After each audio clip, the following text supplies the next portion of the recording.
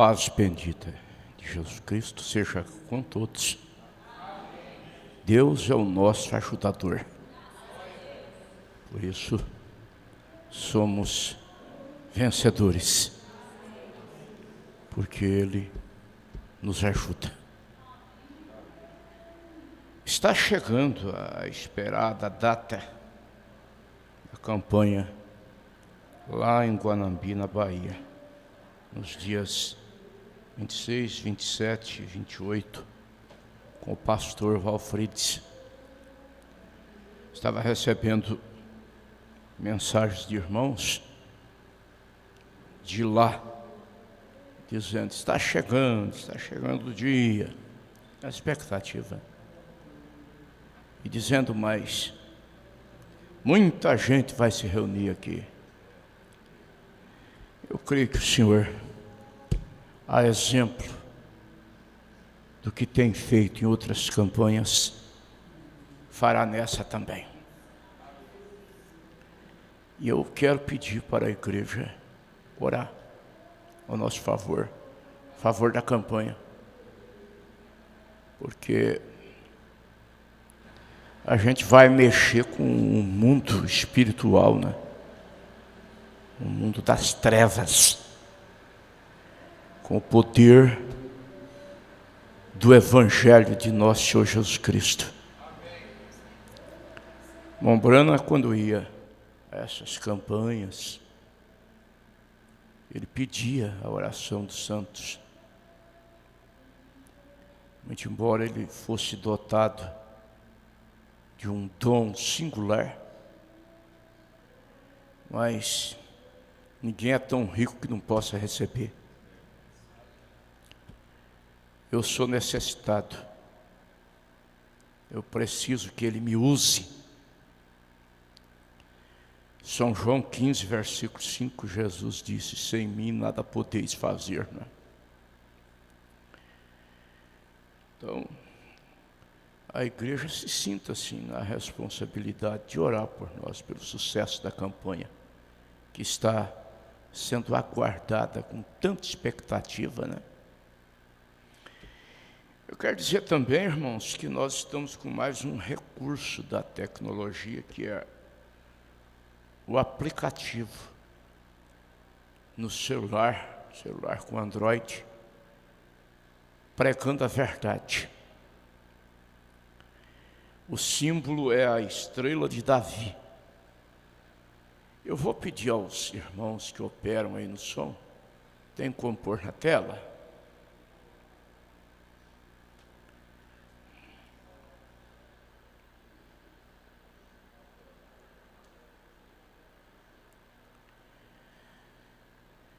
Sim, ali está, né? Para os irmãos que querem baixar esse aplicativo. É mais um recurso da tecnologia a serviço de Deus, né? Serviço de Deus. Se usa tanto para o mal, por que não usarmos para o bem? Lembrando que, de acordo com Gênesis capítulo 2, versículo 17, a árvore é da ciência do bem e do mal. Depende de como se usa. Nas mãos de um cristão é explorado o lado bem. Nas mãos de um pecador, de um ímpio, é explorado o lado mal. Nós vamos ler as Escrituras Sagradas. Depois teremos um hino com a irmã Michele e a irmã Eliane. Eu vou ler São Lucas, capítulo 16, do versículo 19 ao 31. São Lucas, capítulo 16, do versículo 19 ao 31. Ora, havia um homem rico e vestia-se de púrpura e de linho finíssimo, e vivia todos os dias regalado esplendidamente. Havia também um certo mendigo, chamado Lázaro, que jazia cheio de chagas à porta daquele, e desejava comer ou alimentar-se com as migalhas que caíam da mesa do rico, e os próprios cães vinham lamber-lhe as chagas. E aconteceu que o mendigo morreu e foi levado pelos anjos para o seio de Abraão, e morreu também o rico, foi sepultado. E no Hades ergueu os olhos, estando em tormento, e viu ao longe Abraão e Lázaro no seu seio. E clamando disse: Abraão, meu pai, tem misericórdia de mim e manda a Lázaro que molhe na água a ponta do seu dedo e me refresque a língua, porque estou atormentado nesta chama. Disse, porém, Abraão: Filho, lembra-te de que recebeste os bens em tua vida e Lázaro somente males, e agora este é consolado e tu atormentado. E além disso está posto um grande abismo entre nós e vós, de sorte que os que quiserem passar daqui para vós não poderiam, nem tampouco os de lá passar para cá. E disse ele: Rogo-te, pois, ó Pai, que o mandes à casa de meu pai, pois tenho 5 irmãos, para que lhes dê testemunho, a fim de que não venham também para este lugar de tormento. Disse-lhe Abraão: Eles têm Moisés e os profetas, ouçam-nos. E disse ele: Não, Abraão, meu pai, mas se algum dos mortos fosse ter com eles, arrepender-se-iam. Porém Abraão lhe disse: Se não ouvirem a Moisés e aos profetas, tampouco acreditarão, ainda que algum dos mortos ressuscite. Que o Senhor abençoe nossos corações com sua palavra. Pode se assentar, irmãos.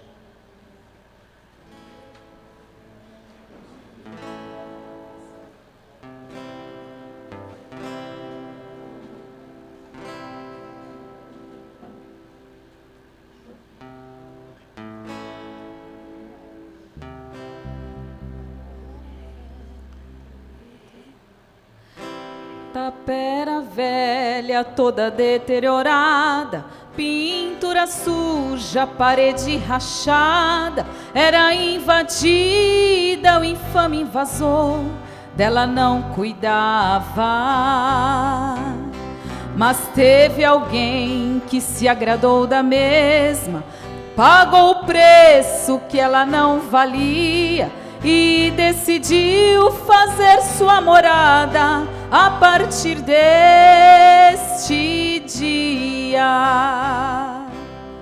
Entrou na casa e pintou de vermelho, com sangue puro, sangue do cordeiro, fez o infame invasor fugir, sem olhar para trás. Entrou na casa e pôs fogo nela, pôs energia e apagou a vela. Quem vê a casa nunca imagina que já foi tapera. Tapera velha, fui eu lá no mundo, mergulhado num abismo profundo, mas fui amado por Jesus Senhor, que me encontrou. Abri a porta do meu coração, Ele adentrou e fez transformação. Sou o templo do Espírito de Deus, já tenho salvação. Entrou na casa e pintou de vermelho, com sangue puro, sangue do cordeiro, fez o infame invasor fugir, sem olhar para trás. Entrou na casa e pôs fogo nela, pôs energia e apagou a vela. Quem vê a casa nunca imagina que já foi tapera. Entrou na casa e pintou de vermelho, com sangue puro, sangue do cordeiro, cativeiro, fez o infame invasor fugir, sem olhar para trás. Entrou na casa e pôs fogo nela, pôs energia e apagou a vela. Quem vê a casa nunca imagina que já foi tapera. Quem vê a casa nunca imagina que já foi tapera.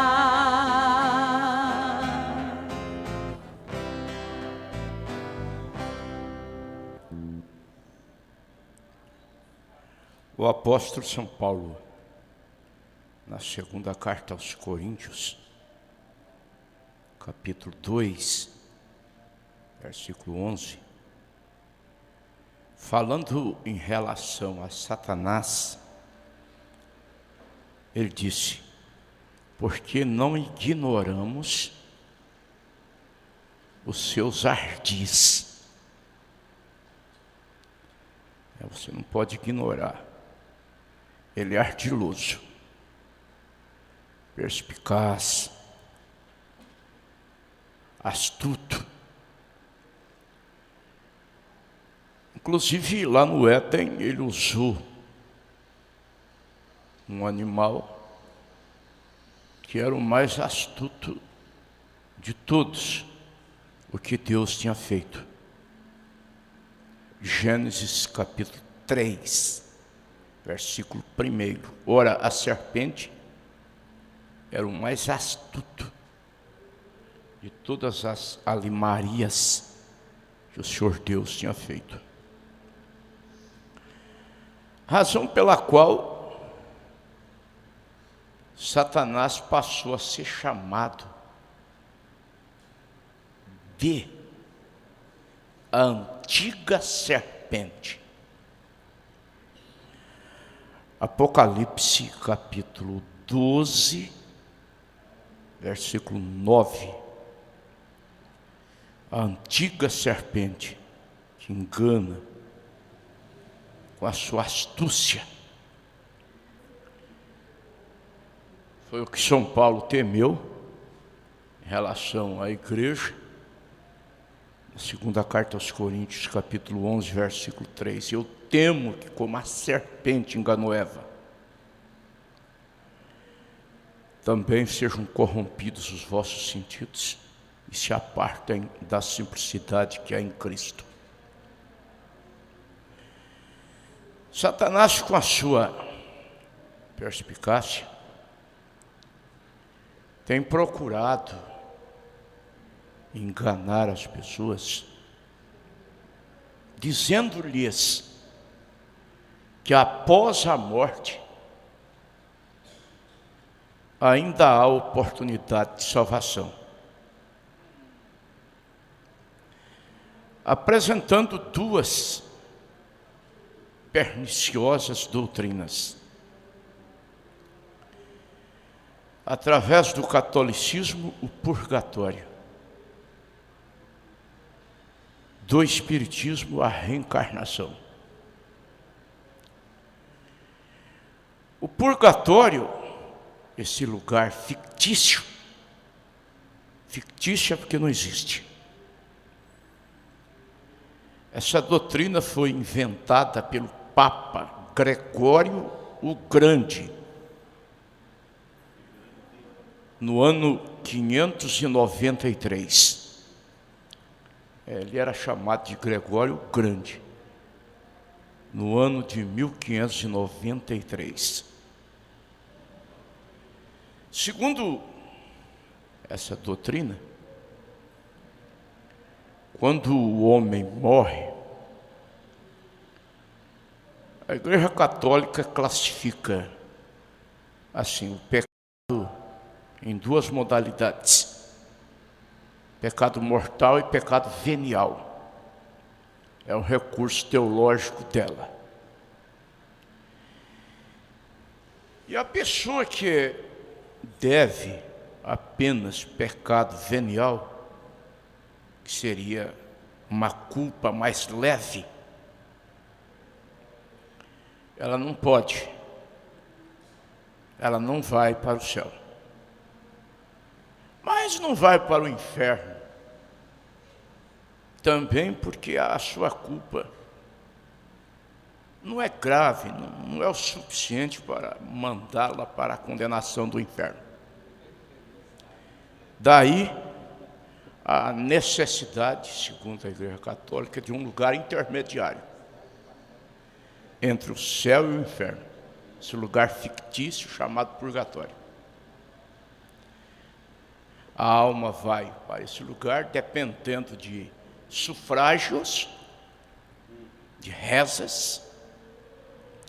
É comum a gente ouvir aí, missa de 7º dia a favor da alma do fulano. Como se isso resolvesse. Inclusive, a reforma protestante teve como base, como plataforma, Lutero se insurgiu contra a venda de indulgências, o mercenarismo da Igreja Católica, porque seus adeptos eram ensinados que no gasofilácio, onde se depositava o dinheiro, se alguém depositasse a favor de uma alma que estava no purgatório, quando a moeda tinisse lá no fundo do gasofilácio, a alma escapava do purgatório e voava para o céu. Como se Deus fosse um mercenário, concedendo remissão, perdão, através do dinheiro.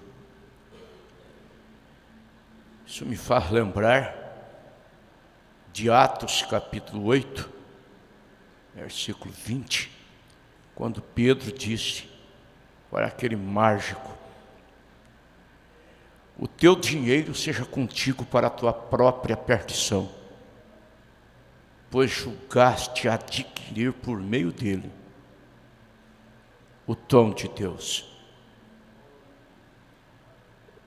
Os benefícios de Deus não são comprados com dinheiro. Vejam bem, através do Espiritismo, Satanás apresenta a reencarnação. E a reencarnação é explicada assim: quando você morre, certamente você errou, você pecou, então o teu espírito, ele tem uma dívida, chamada dívida kármica.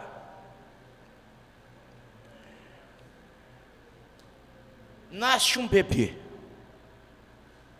então aquele bebê nasce com o espírito daquela outra que morreu.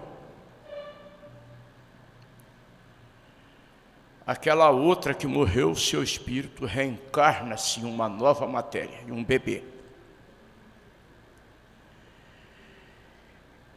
E aquele bebê que nasce, vai crescendo e sofrendo, passando por problemas, doenças. Aí o Espiritismo entra com seu bluff, especialista na arte de sofismar, de enganar, diz para a pessoa: isso aí é uma dívida kármica. É porque na vida passada, você deixou uma dívida. E o espírito que viveu naquela outra matéria, agora vive na tua matéria. Então, o sofrimento teu na matéria é um meio pelo qual o espírito se purifica, vai se aperfeiçoando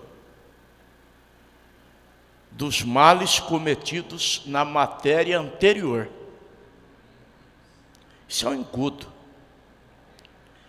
Hebreus capítulo 9, versículo 27. Porque aos homens está ordenado morrerem uma só vez, vindo depois o juízo. Ao morrer, o homem não reencarna-se, e sim ressuscita. Ressurreição é uma doutrina fundamental da fé cristã, ensinada pelas Escrituras. A ressurreição seletiva, exclusiva dos que morreram em Cristo, e a ressurreição geral. Apocalipse capítulo 20, versículos 5 e 6. Mas os outros mortos não reviveram até que se completassem os 1000 anos. Bem-aventurado e santo aquele que tem parte na primeira ressurreição. Sobre estes não terá poder a segunda morte, mas serão sacerdotes de Deus e do seu Cristo, e reinarão com ele 1000 anos. Na primeira carta aos Tessalonicenses, capítulo 4, versículo 16, São Paulo diz que os que morreram em Cristo ressuscitarão primeiro. É uma ressurreição seleta dos que morreram em Cristo. Agora tem aquela ressurreição geral, São João 5, versículos 28 e 29. Não vos maravilheis disso, vem mesmo a hora em que todos os que estiverem nos sepulcros ouvirão a voz do Filho do Homem. E os que cometeram o bem para a ressurreição da vida, e os que cometeram o mal para a ressurreição da condenação. Portanto, as Escrituras falam em ressurreição, não em reencarnação. Vejam bem, preciosa igreja, o ladrão que estava crucificado à direita de Cristo, ele foi para o paraíso sem precisar de purgatório, sem precisar de reencarnação. Não é isso, certo? São Lucas capítulo 23, versículo 43. Na verdade, te digo, hoje mesmo estarás comigo no paraíso. Para ir para o paraíso, ele não precisou de reencarnar-se, não precisou de purgatório, foi diretamente para o paraíso. Glória a Deus. E a reencarnação procura dar interpretação, buscar refúgio, socorro nas Escrituras. Diz os espíritas, João Batista foi a reencarnação de Elias. E até citam São Lucas 1, 17. Irá diante dele no espírito e virtude de Elias, para converter o coração dos pais aos filhos, os rebeldes à prudência dos justos, com o fim de se obter para o Senhor um povo bem disposto. É oportuna a pergunta: como que João Batista seria a reencarnação de Elias, se Elias não morreu?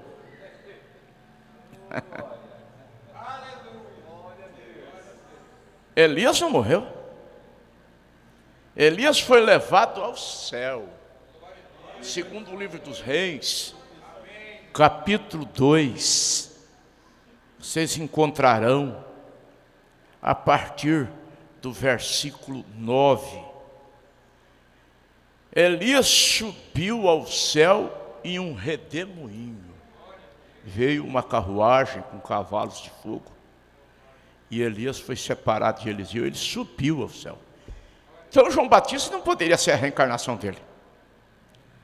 Na verdade, é que Deus amou tanto Elias,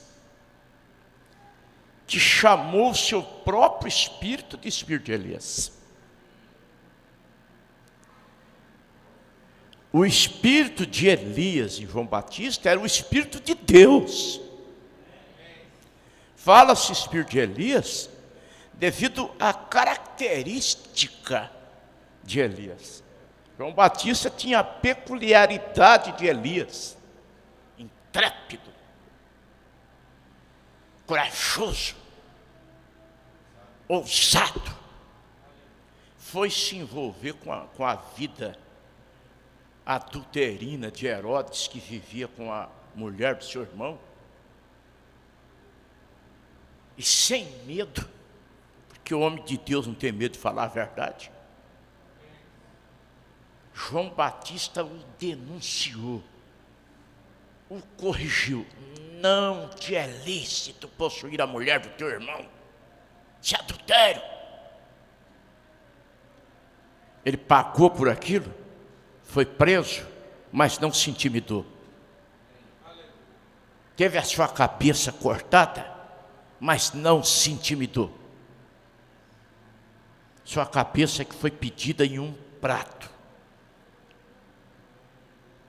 Mas ele foi ousado, falou a verdade. Como Elias também, né? Falava contra Acabe, contra Jezabel, a mulher, a rainha que se pintou em torno dos olhos. Como o nosso Elias, Mombrana com as suas ousadas pregações, ele tem a característica de Elias.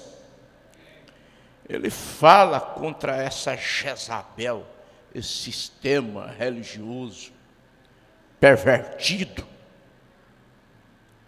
É odiado por Jezabel. Mas Elias, sendo odiado por Jezabel, foi recebido por uma viúva, não foi? E a viúva teve o privilégio de ter o seu azeite e a sua farinha multiplicados.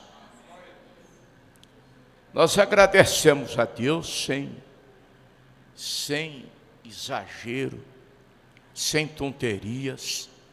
Nós o temos recebido como enviado de Deus. São João 13, 20, Jesus diz: quem recebe aquele que eu enviar, a mim recebe.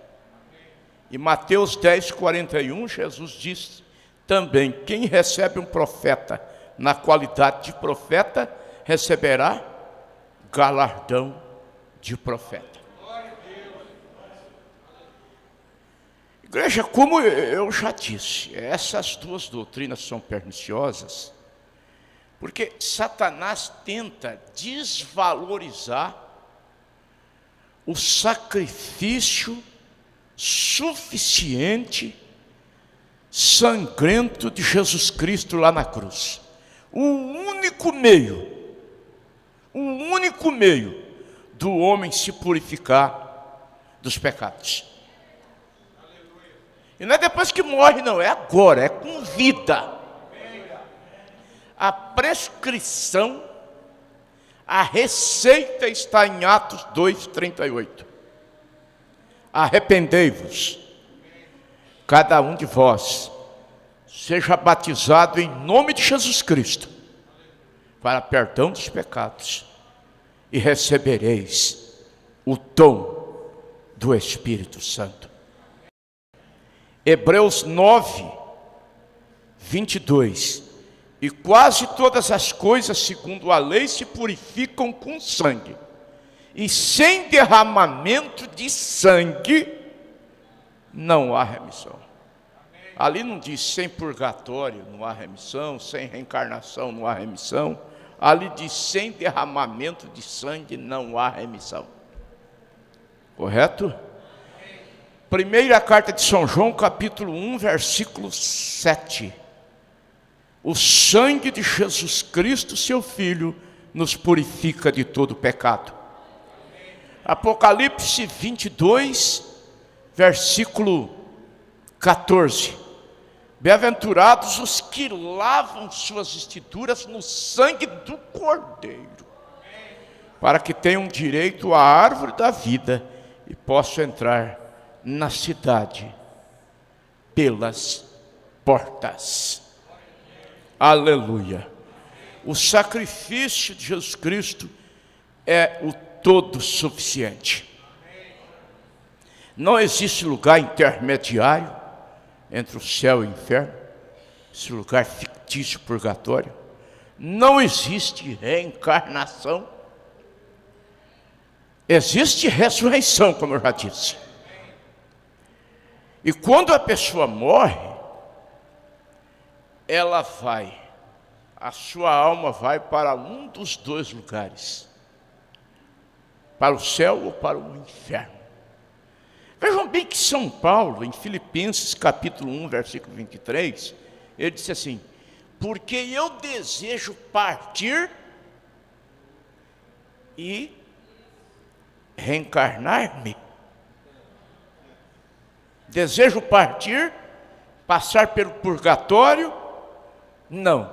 Desejo partir e estar com Cristo.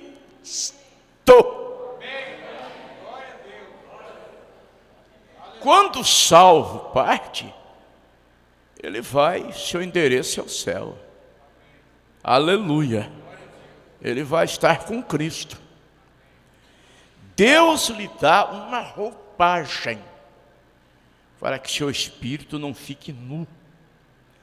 Essa roupagem é uma roupagem celestial, é um corpo celestial. Segundo aos Coríntios, capítulo 5. Porque sabemos que se este nosso tabernáculo de carne, dessa casa terrestre, se desfizer, temos de Deus um edifício, uma casa não feita por mãos humanas, eterna, no céu. É uma veste, é uma roupagem, é um corpo provisório. Nesse corpo, a tua alma aguarda a ressurreição. Glória a Jesus. Porque, na verdade, irmãos, o galardão pleno mesmo, eu sei que quem partiu para o Senhor está usufruindo das delícias paradisíacas, eu não tenho dúvida disso. Mas o galardão pleno mesmo é quando houver a ressurreição do corpo. Vocês querem que eu cite a Bíblia? Segunda carta a Timóteo, capítulo 4, do versículo 6 ao 10. Paulo disse assim: porque já estou para ser oferecido por sacrifício, escrevendo a Timóteo, e o tempo da minha partida se aproxima. Combati o bom combate, acabei a carreira, guardei a fé. Desde agora a coroa da justiça me está guardada, a qual o Senhor, o justo juiz, me dará naquele dia. Que dia? O dia da vinda de Cristo. E não somente a mim. Então vocês veem que vai ser um galardão coletivo. Não somente a mim, mas a todos quantos amam a sua vida. Que preciosidade, né, igreja? Uma pessoa com uma certa inteligência me perguntou isso: pastor, o senhor prega que quando morre um salvo, uma pessoa redimida, pelo sangue de Jesus, que a sua alma entra em um corpo celestial e nesse corpo ela está no paraíso. Então, por que a necessidade da ressurreição? Se ela já tem um corpo. É que, na verdade, o corpo que foi para a sepultura, nesse corpo, aquela pessoa serviu a Deus, ela honrou a Deus, ela se santificou, ela ofereceu o seu corpo em sacrifício vivo. Romanos 12. Então o galardão mesmo, completo, é quando a alma vir e unir-se ao corpo, no qual ela serviu a Deus. Vocês estão entendendo?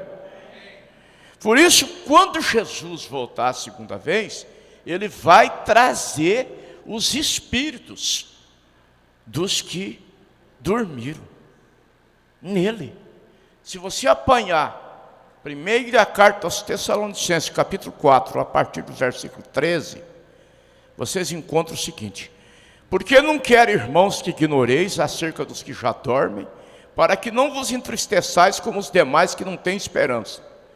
Porque sabemos que se Jesus morreu e ressuscitou, também aos que em Jesus dormem, Deus tornará a trazer com Ele. Ele vai trazer os espíritos dos que dormiram no Senhor. E esses espíritos vão juntar-se à matéria que foi para o túmulo, que já se desfez, mas o corpo será reintegrado. E sairá incorruptível. Sairá em estado glorificado. Bendito é o nome do Senhor. Glória a Jesus. E São Paulo prossegue dizendo: dizemos-vos, pois, pela palavra do Senhor, que nós, os que ficarmos vivos, não precederemos os que dormem, porque o mesmo Senhor descerá do céu com alarido, voz de arcanjo, trombeta de Deus, e os que morrerem em Cristo ressuscitarão primeiro. Depois nós, os que ficarmos vivos, seremos arrebatados juntamente com eles ao encontro do Senhor nos ares, e estaremos para sempre com o Senhor. Portanto, consolai-vos uns aos outros com essas palavras. Então vocês entenderam? O corpo celestial é um corpo provisório que Deus dá para quem dormiu nele, para quem partiu, para esperar o corpo da ressurreição. Porque a sua alma serviu a Deus naquele corpo, honrou a Deus naquele corpo. Então Deus quer recompensar aquela pessoa, a alma reintegrada ao corpo, e o corpo no estado glorificado. Esse é o corpo efetivo, permanente do salvo. Ele viverá para sempre com o Senhor. Nunca deixará de ser, gente. 1 João capítulo 2, está escrito no versículo 17: o mundo passa e as suas concupiscências, mas os que fazem a vontade de Deus permanecerão para sempre. Permanecerão para sempre. Permanecerão para sempre. Vida eterna. Vida eterna em Jesus. Vida eterna em Jesus. 1 João capítulo 5, versículos 11 e 12. Porque Deus nos deu a vida, e a vida está em seu Filho. Quem tem um filho tem a vida. Quem não tem um filho não tem a vida. São João 3,16, porque Deus amou o mundo de tal maneira, que deu seu Filho unigênito, para que todo aquele que nele crê, não pereça, mas tenha vida eterna. Então, o que acontece pós-morte? Tratando-se de um salvo, a sua alma vai para o paraíso de Deus. A sua alma fica sob o altar de Deus. A doutrina da imortalidade da alma, ela é bíblica. Apocalipse capítulo 6, versículo 9. E havendo aberto o quinto selo, vi debaixo do altar as almas dos que foram mortos pela palavra de Deus e pelo testemunho que deram. As almas dos que foram mortos. A matéria foi morta, mas a alma estava lá. Estava lá debaixo do altar de Deus.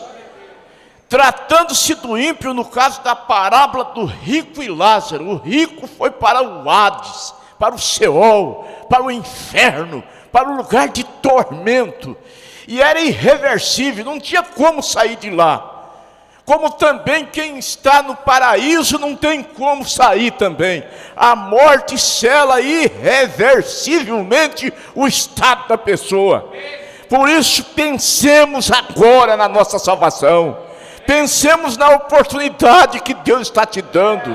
Você pode escapar do inferno.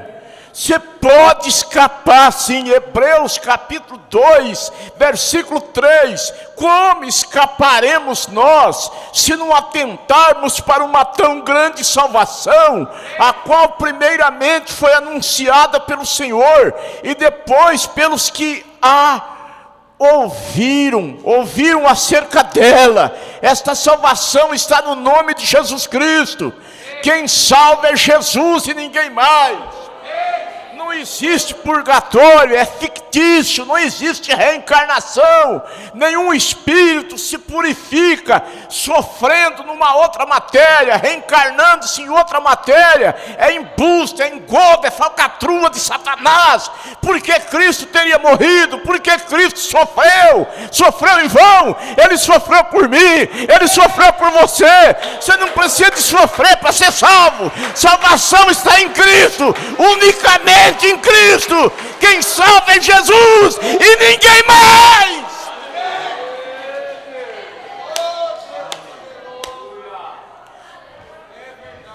Oh Deus, quem salva é Ele, ninguém mais. Atos 4:12. E não há salvação em outro nome, pelo que debaixo do céu não há outro nome dado entre os homens, pelo qual importa que sejamos salvos. Se não há outro nome, por que não batizar no nome dele? Se não há em outro nome salvação, por que recusar o nome dele no batismo? Esse batismo sem nome, esse batismo nos títulos, repetindo o que Jesus falou. Nós não somos papagaios, nós temos a revelação. Jesus não falou aquilo para ser repetido, Ele falou aquilo para ser cumprido, para ser obedecido. Ele exigiu o nome dos 3 títulos de Deus, e esse nome é Senhor Jesus Cristo. Pedro falou que esse nome é Jesus Cristo, Atos 2:38. Filipe falou que esse nome é Jesus Cristo, Atos 8:16. Paulo falou que esse nome é Jesus Cristo, Atos 19:5. O Papa é que falou que não é. O Papa é que trocou o batismo apostólico pelos títulos, mas a revelação veio, a luz veio. Apocalipse 18:4. Sai dela, povo meu!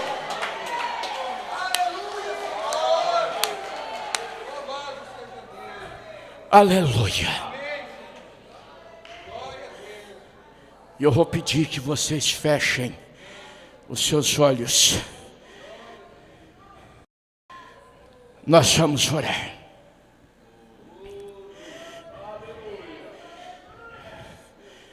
Meu Deus e meu Pai, a Tua verdade é impactante. Aleluia. A Tua verdade pode ser combatida, mas nunca vencida. Porque nada podemos contra a verdade, senão pela verdade. Meu Deus e meu Pai, em nome do Senhor Jesus, ilumine as mentes, ilumine os corações, e que as pessoas enfermas que estão ouvindo essa mensagem agora, que o poder do mal seja neutralizado pelo poder do bem, que o poder das trevas seja neutralizado pelo poder da luz, que o poder da doença seja neutralizado pelo poder da saúde, e a saúde quem dá é Jesus. Atos 9:34, Jesus Cristo da saúde. Irmão, Jesus Cristo da saúde. Levante a mão aí, você que está em casa através da internet. Jesus Cristo da saúde. Toma posse da tua bênção, toma posse da tua cura, declare-se um vencedor, sai desse calabouço, diga: eu sou um vencedor, Cristo venceu por mim, e eu tomo posse da minha bênção nesta hora.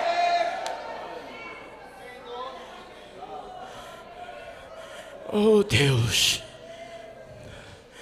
bendito é o nome do Senhor.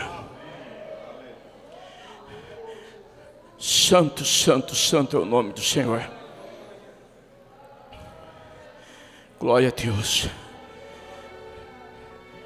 Eu convido o irmão Celso para cantar um hino congregacional antes da ceia. Depois nós teremos a ceia do Senhor. Aleluia. Glória a Jesus.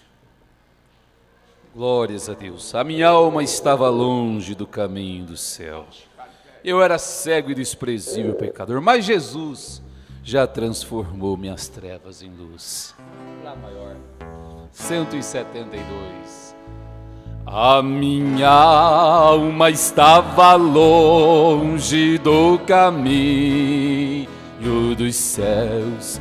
Eu era cego e desprezível pecador, mas Jesus já transformou minhas trevas em luz, quando estendeu a sua mão para mim. Quando Jesus estendeu sua mão, quando Ele estendeu sua mão para mim, eu era um pobre perdido, sem Deus, sem Jesus, quando Ele estendeu a sua mão para mim. E agora?